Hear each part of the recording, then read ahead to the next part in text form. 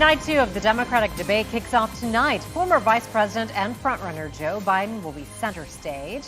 UCF history professor and News 6 political analyst Jim Clark joins us again today to talk more about what we can expect. But before we get to what we can expect tonight, let's go ahead and talk about last night a little bit. What were your thoughts? What's your takeaway? I thought it was a bad version of speed dating. I feel like they're still introducing the candidates. Yeah. 25 minutes to explain to identify the candidates and then explain the rules. It was like some big game show.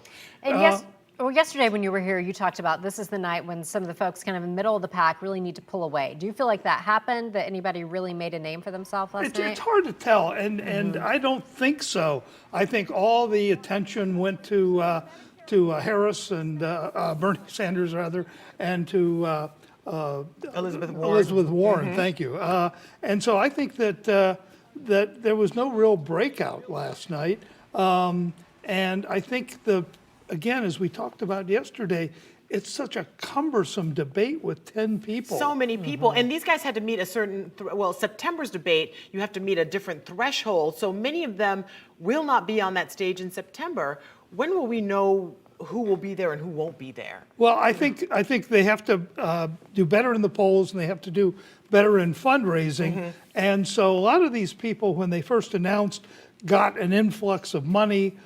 People like the New York mayor, who has lots of political connections. De Blasio. But that money is spent. Okay. Yeah, so we're talking about tonight's debate. And, last night, most people were talking about Elizabeth Warren and Bernie Sanders because they are seen as the two front runners. Tonight, are we expected to see Kamala Harris go after Joe Biden like she did last time, or do you think that will be toned down? That's the big question, and that's what everyone will be watching, whether she goes after Biden, and frankly, whether Biden has any answers. You'll remember in the last debate, everybody piled on him, and he kind of just stood there.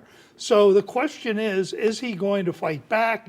Is he going to have better answers tonight? Or is he going to look like he did last month? I mean, looking at that poll we just showed, he has at 51%, and everyone else is basically in single digits. Do you feel like he thinks he doesn't have to really do anything, like he just has to remain standing? Yes, but that's often crazy, as you saw with Hillary Clinton. She was posting these same high numbers, and then Bernie Sanders came along and really gave her a run for her money. You forget Donald Trump 4 years ago was at 1% at this time.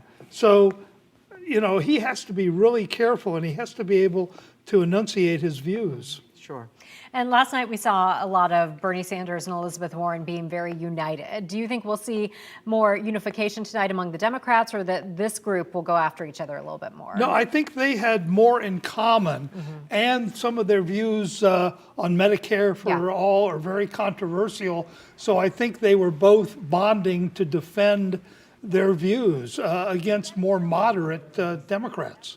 Yeah. So if you were a betting man, would you have do you have any names that you would throw out there now that we would see on the ticket for the Democratic nomination?